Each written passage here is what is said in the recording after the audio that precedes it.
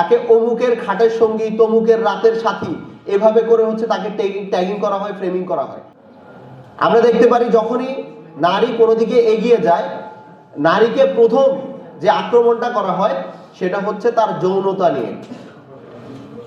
Corporate অফিসগুলোতে আমরা দেখি যখন কোনো নারী প্রমোশন পায় তখন কানাঘুষা শুরু হয় অফিসের মধ্যে যে নিশ্চয়ই বসের সাথে তার কোনো একটা সম্পর্ক আছে। আমরা দেখতে পারি যখন কোনো একজন নারী রাজনৈতিকভাবে তার যোগ্যতা দিয়ে উপরের দিকে আসেন তখন তাকে নানাভাবে এই ধরনের ট্যাগিং কিংবা হচ্ছে এই ধরনের কুরুচিপূর্ণ কটূক্তিমূলক কথা তাকে উদ্দেশ্য করে বলা হয়।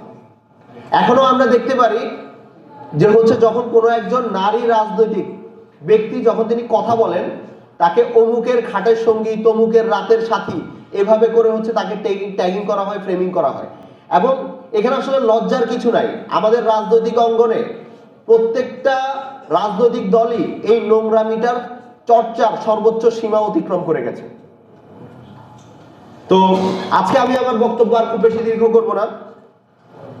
যে আমরা বেগম রোকেয়াকে নিয়ে যখন আলোচনা করি তখন আসলে আমাদের এই আলোচনাটা ব্রিটিশদের সময়কার সেই সমাজ কাঠামোতে পড়ে থাকলে হবে না, বরং আমি মনে করি আমাদের এই সমাজ পরিবর্তনের যেই স্পিরিটটা বেগম রোকেয়া দেখিয়ে গিয়েছেন সেটাকে আমাদেরকে বর্তমান সময়ে আরো বেশি প্রাসঙ্গিক করে তুলেছে বেগম রোকেয়াকে।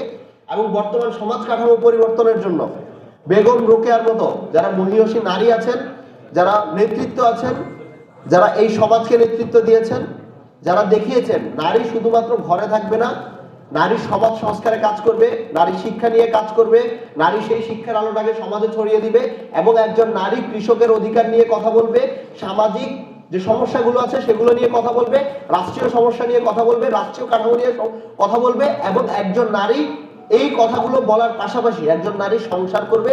একই সাথে ওই নারীর এই সক্ষমতাও আছে যে সেই নারী আসলে রাজনৈতিক হয়ে উঠবে, সেই নারী রাজনৈতিক হবে। আমি মনে করি বেগম রোকেয়া আমাদের এখানে আসলে অনেক বড় একটা প্রেসিডেন্ট সেট করে দিয়ে গেছেন।